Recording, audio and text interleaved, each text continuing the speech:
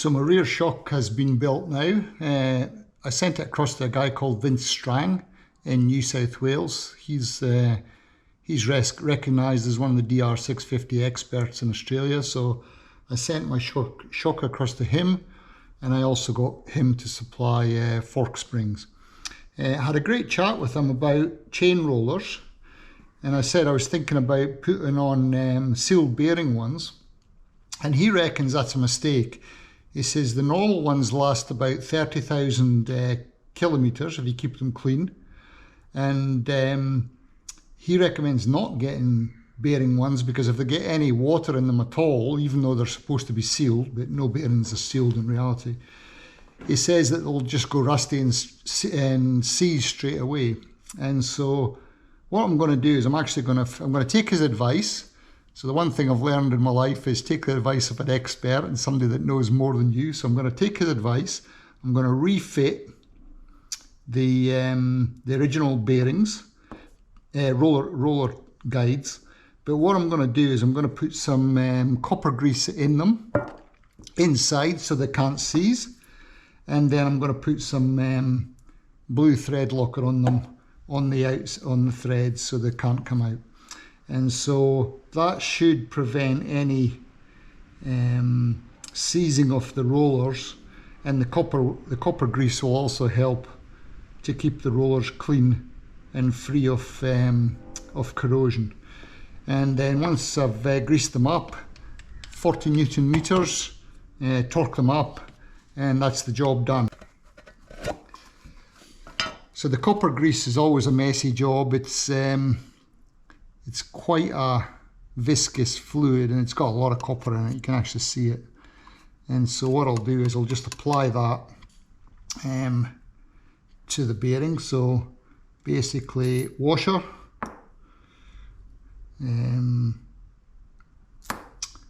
roller pin or whatever you call it, roller bearing. Get some copper grease,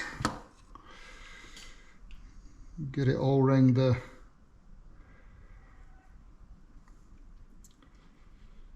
pin.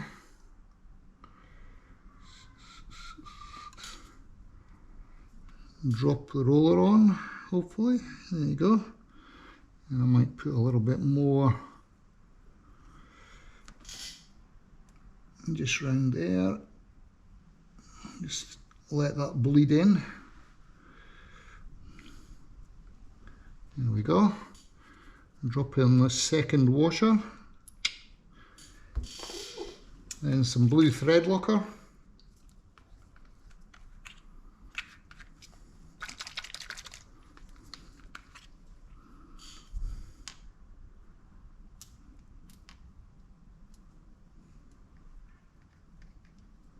And that's should be ready to go on. Okay, let me get that fitted and I'll just show you what it's like once it's fitted.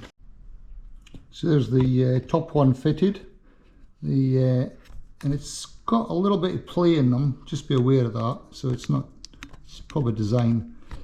So there's copper grease right under that pivot, and that'll stop any corrosion from now on.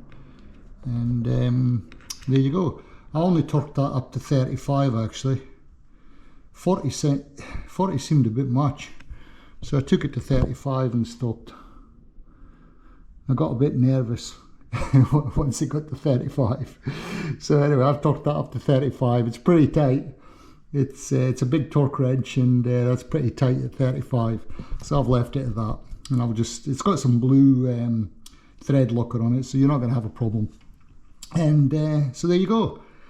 I've put the originals back on, and Vince also said that the key is to make sure your chain's not too slack or not too tight. So you want your chain adjusted properly, and then you're all good to go. Just be aware that if you go after the bottom socket with your bike up, it's difficult to get into it through the linkage, the steering linkage. So I've had